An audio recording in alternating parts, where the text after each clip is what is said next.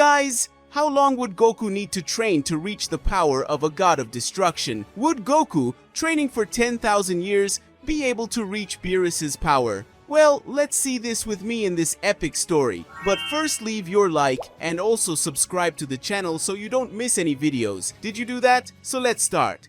Goku had finally created a good training environment within the time room. Now he could finally move around in an environment more adapted to his combat style. While training, Goku was thoughtful as he thought about what the world would be like when he left that room, as he would certainly be there for a long time. Still, Goku didn't let these thoughts enter his head and quickly focused on the training he was formulating in front of him. Goku had created several clones of himself with the Zansoken technique, and after that, several of Goku's clones attacked him without any mercy. It was visible how extremely fast they were moving. In addition, it seemed that the clones were in a constant synchrony, even if they were beings made of pure ki. Goku was having a bit of difficulty. He had created around 6 clones and they were all coming at him with full combat strength. Despite it being complicated, he was dealing well with the situation, dodging the attacks with total caution and mastery, delivered by their own clones. Even though clones are good training partners, they are quite limited as they cannot transform into Super Saiyan and forms higher than that. So it ends up being more difficult for Goku to have a good training pace. Goku thought, even though they are quite fast and have the same combat style and experience as me, it's still not enough. I can dodge all the blows with ease, and although it was a little complicated at first, I quickly adapted to it, and the fight ended up being uninteresting. Thought and upset Goku because the solution he had thought of didn't work out at all. Goku continued to dodge until at a certain point he decided to push away all the clones with an immense ki curtain and ended up defeating them all, one by one. This type of training was definitely a good idea, but for Goku, who was already used to situations like this, it didn't seem so fun and challenging. He was extremely angry because he was unable to find a practical and evolutionary training method. He has gone through countless types of training in his life, and at this very moment, none of them will have any significant effect if he tries to use them. So what would be the solution? Goku was thinking deeply until an idea came into his head, training his own physique in a mental world. This was something that Goku had learned a long time ago from Master Roshi. Even though you end up training the psychological and not the physical itself, the capabilities and evolutions that you obtain as you advance in the mental world are passed directly to your physical. In this way, it is possible to have a more progressive and direct evolution. Goku, who didn't want to waste time, immediately started doing this. He was sinking deep into his own mental world, the world he imagined. When he opened his eyes, he glimpsed a completely desert environment. The landscape was quite beautiful. It consisted of a sunny and vivid sky, in addition to the small curtain of wind that circulated around the place. In a way, this environment pleased the Saiyan. Goku said, "I didn't imagine my mental state would be so empty. I don't see absolutely anyone here or anything, but it's kind of obvious since this is my mental state and not anyone else's. Anyway, now I can emulate perfect combat in this location. I just need to focus on it," said the Saiyan, looking forward to a good fight that would make him evolve considerably. At that exact moment, Goku was meditating in that desert and lifeless place. He only felt the small and thin curtain of wind that circulated him from afar, yet this did not stop the Saiyan from delving deeper into his subconscious and being able to project the enemy he wanted to face. In front of him, Beerus, the god of destruction, was present. The god looked at the Saiyan with curiosity as he wanted to know what he was doing in that place. Beerus said, "Goku, what are you doing here? What place is this? Don't tell me this is something you engineered," spoke the grumpy god while complaining about his current situation. Goku, who finally opened his eyes, was surprised and happy at the god's presence at the same time, as it meant that the training method was really taking effect. Now, all that was needed was to just have a good fight against Beerus. Goku couldn't be happier at that moment. Goku said, "Hello Mr. Beerus, how are you? Ha ha ha ha. Well, this place is my subconscious. Let's say I projected you into this empty place now. We can train properly here, as this place will never be destroyed," said Goku while explaining the situation with a look of happiness on his face.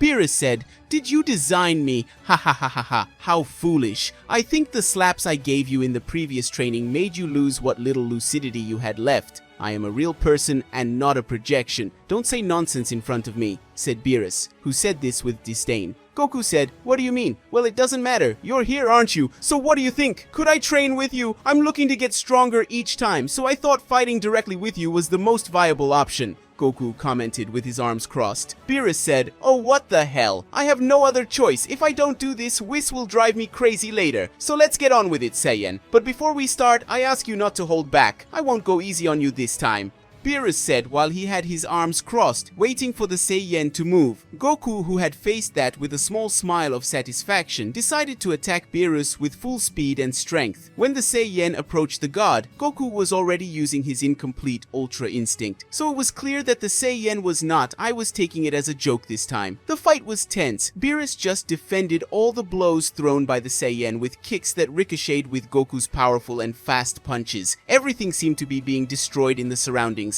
But it was of no use, as that was Goku's subconscious, and therefore everything would restructure itself again. Goku continued to increase his speed and precision in his strikes more and more. Beerus was starting to think that Goku was becoming fun and could be an attraction in this fight, so he finally decided to launch a huge counterattack against the defenseless Saiyan. Goku felt that his ankle was dislocated, however. He quickly put it back in place and everything was ready to happen again. But this time, Beerus had increased his enormous and dangerous aura a little. It was visible that Beerus was lifting this. He fights much more seriously than other times, but that didn't make Goku despair, but rather saw it all as a sign that he was taking it seriously and that he should take it seriously too. Goku instantly goes into the state of complete Ultra Instinct. He soon teleports with his enormous speed and delivers a powerful punch to Beerus' face, to the point of even causing the God of Destruction to succumb to the ground for a few moments. But that didn't last long, as Beerus soon got up with a huge will and delivered a big headbutt to Goku's stomach. Goku was a little surprised, as naturally he should have dodged this attack, but it seems that Beerus really knows how to deal with the Ultra Instinct developed by angels. Goku tried to deliver several knees to the God of Destruction's abdomen, but they were all ricocheted by the enormous imposing aura that covered the god's body, which left Goku surprisingly surprised. Beerus decided it was time to end this. Yes, that was definitely the fight he was enjoying the most in his life, but it was undeniable that Goku still had a long way to go to reach his own level. Beerus said, "Very well, Saiyan, I admit the fight is fun, however, I'm afraid I'll have to finish it myself. I don't like losing, and you're trying to make me lose. I won't accept that," said Beerus, who was acting like a spoiled child. Goku said, "Very well then, my most powerful blow will be the last one." Goku commented, with his silver eyes shining brightly so that Goku would become stronger. At this exact moment, two opposing forces collided. Beerus was delivering a tornado of consecutive punches at Goku, but Goku had a great sense of dodging that was able to face Beerus' powerful and unbridled attacks. Beerus started to get angry because that situation was going nowhere, and he wanted to win at any cost. Even though he was a god, he had many human characteristics. Goku and Beerus both moved a great distance away. The two were standing on top of a mountain peak. They were facing each other. They both felt that this was the most powerful punch they would throw at that moment. And so it was. They both broke free from the mountains and headed towards each other at high speed, with their fists touching and causing a great reaction of wind and destruction. Goku, while pressing his fist against Beerus, forced himself to never give up. He was pushing everything he had. All his accumulated strength was loaded into that last blow, and he couldn't just give up in that clash of energies. Beerus was feeling that Goku's fist was more refined. He was managing to lessen the god's punch, and at a certain point, he managed to simply hit him squarely. After that, the great shock curtain had come apart. They were both lying on the ground, and quickly Goku had completely exhausted himself. Goku said, I didn't imagine it would be this exhausting. Ha ha ha. Yes, that's what I was looking for. Ha ha ha ha. Perfect, Goku said, being extremely happy with the result obtained. Beerus, who was next to Goku, was simply starting to disappear. Energy particles were coming out of that place, and Goku was feeling it strongly, especially because he was the one who projected that Beerus into this mental world. Goku, despite being tired and injured, was absurdly happy. Meanwhile, in the physical world, in the room of time, Goku had finally woken up. He was extremely sweaty, and although it seemed like he didn't have any type of injury, he felt severe pain throughout his body. But still, he felt that his body was evolving and adapting to everything he went through in his mental state. So he was satisfied. Goku, who was satisfied with everything, had finally decided to leave the time room and go to the real world. When the Saiyan left, he thanked Dende and Mr. Popo for their stay and immediately flew to his home as he missed his family. As the Seiyan flew, he noticed that the world seemed different. Everything was more technological and more detailed than before. It was as if he had actually stayed in that room for a long time and hadn't even noticed. Goku, who had finally arrived at his house, could see that the structure of his house and the field were the same, and with that in mind, he decided to enter. He soon realized that he had actually stayed in that room for a long time, as Goten already appeared to be elderly, and unfortunately, Chi-Chi seemed to have passed away years ago due to an illness. Still, Goten didn't hold any resentment towards his father. He understood him, and right after, he gave him a hug. Guys, this is how we end today's video. Did you like it? It's very important that you leave your like and also subscribe to the channel so you don't miss any videos like this. Also comment Old Goku so I can see who made it to the end. See you next time, guys.